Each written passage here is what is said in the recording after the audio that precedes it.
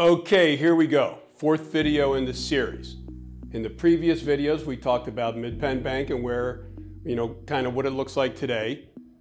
We talked about the banking system and the regulatory structure. We talked about the two banks that have failed over the past month.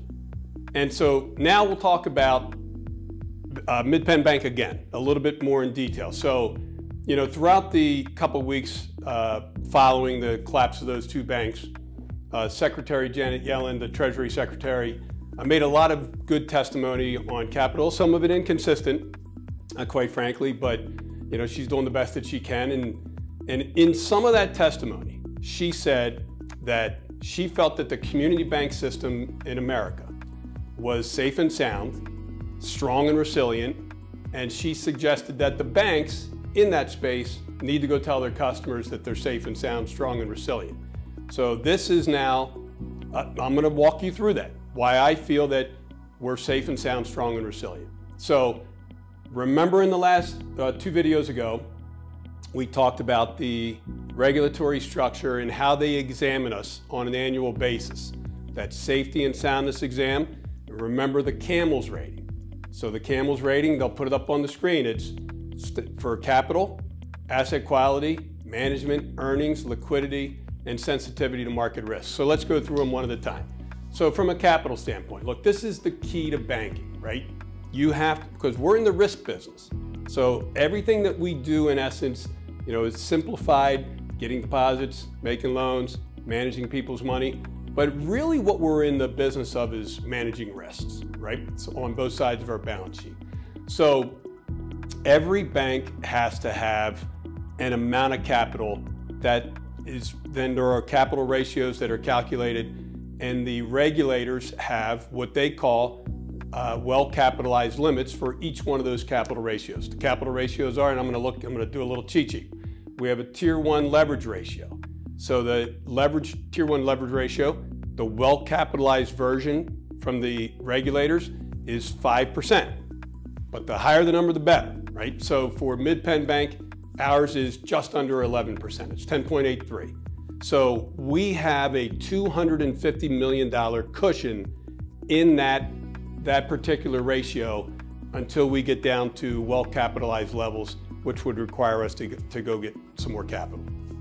In our common equity ratio, the second one, it's the well-capitalized version is 6.5%. We're currently at 12.64.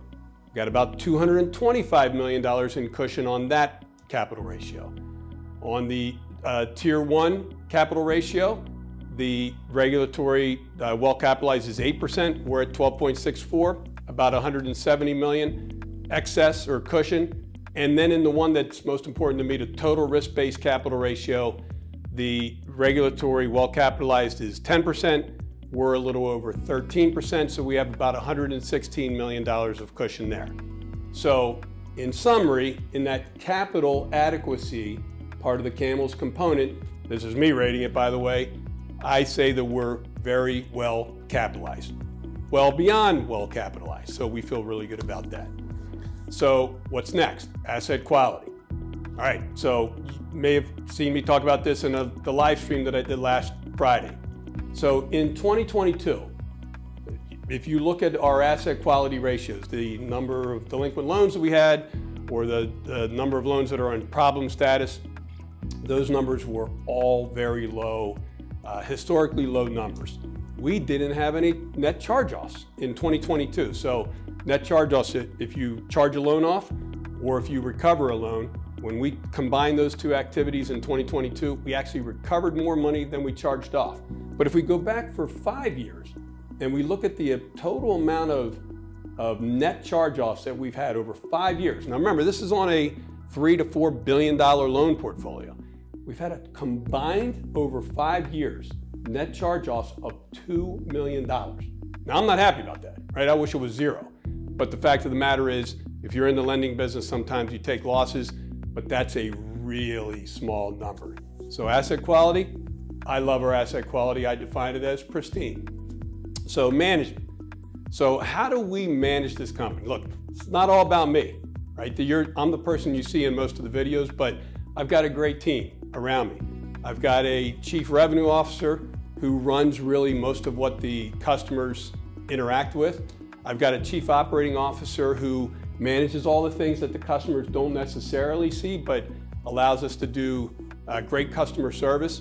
I've got a great chief financial officer, and then we've got market executives throughout the company these are really well experienced people, even particularly for their age. They're very well experienced, very well heeled, and we have, you may have also seen me talk about it in the live stream, we have a chief risk officer. That person's really strong. And that chief risk officer, what they oversee are all of our primary risk elements. So what are they? Well, we already talked about one of them, right? Asset quality. You gotta be good at making loans. So credit quality is one of those big risks. Regulatory compliance, making sure that we're doing everything exactly the way the regulators want us to do it, whether it's in the letter regs that you might hear about or the Bank Secrecy Act or whatever. So that's a second risk. And then, of course, cybersecurity, right? So between asset quality, credit risk, the regulatory compliance, and the IT, that chief risk officer's job is to kind of oversee all of those various elements. Now, he's not doing it by himself, right? Our person, Zach Miller, at the live stream, I said he's one of the toughest guys I know, and he is. He's a really tough person, and he's got great analytical skills, but he's not alone. We have 15% of our workforce. We have about 600 employees. 15% of those employees are working within that group of covering cybersecurity or covering asset quality or covering regulatory compliance. So from a management standpoint, I think that we're really safe and sound, and we run this bank in the best interest of its shareholders and our communities. All right, so we got management. So how about earnings? So let me put it down to you this way. So there's the S&P Global Market Intelligence, and they rank every bank in the large community bank space. So large community banks, 3 billion to 10 billion. There are 196 such institutions in the country, and of course, Mid-Penn Bank is one of them. For 2022, they put together their top 50 banks in that space, and they're ranking them on their 2022 financial performance, and they're ranking them on the basis of their capital adequacy. So, out of those 196 banks for 2022, we were ranked number 6 in the country.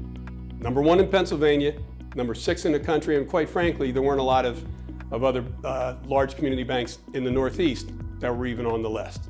So we feel really good about that from an earnings standpoint. From a liquidity standpoint, we have always been really good at generating deposit growth, and we put that into loans, and those loans pay back, and so that helps our liquidity, all those things. But we have a really good and well-defined liquidity contingency plan that's deep. It's got like 7 or 8 things that we could do to bolster our liquidity. We, generally speaking, don't have to go into any of those, but if we did, if we got into a situation like Silicon Valley Bank did, if you refer back to the last video, if we needed to get some liquidity, we could do so overnight. And several $100 million of liquidity access to us based upon that plan. So our liquidity is solid. And then sensitivity to market risk. This is a complicated thing to think through, but in essence, when I talked about Silicon Valley Bank, they just had mismanagement on both sides of their balance sheet that exposed them to market risks that they ultimately couldn't digest. And I assure you that because we are very responsible in the way that we price our deposits, we're very responsible in the way that we buy securities. We don't go out long on durations. We try to get acceptable yields without taking long-term risk. Our sensitivity to market risk parameters, which we have to share in our models with the regulators, are all very well balanced. So from a Campbell standpoint, in my opinion, this is a very safe, very sound, strong and resilient company. And that's what Secretary Yellen asked for the banks to be able to go out and communicate to their customers. And I assure you, you have my word on it, that that's what we're doing at Mid-Penn Bank. We're a strong community bank. We're not taking any undue risks. I would describe our risk profile overall as being moderate. I would describe our capital strength as being very strong. And when you combine those things and develop an overall risk profile, it would be mild. That's it. Safe and sound, strong and resilient.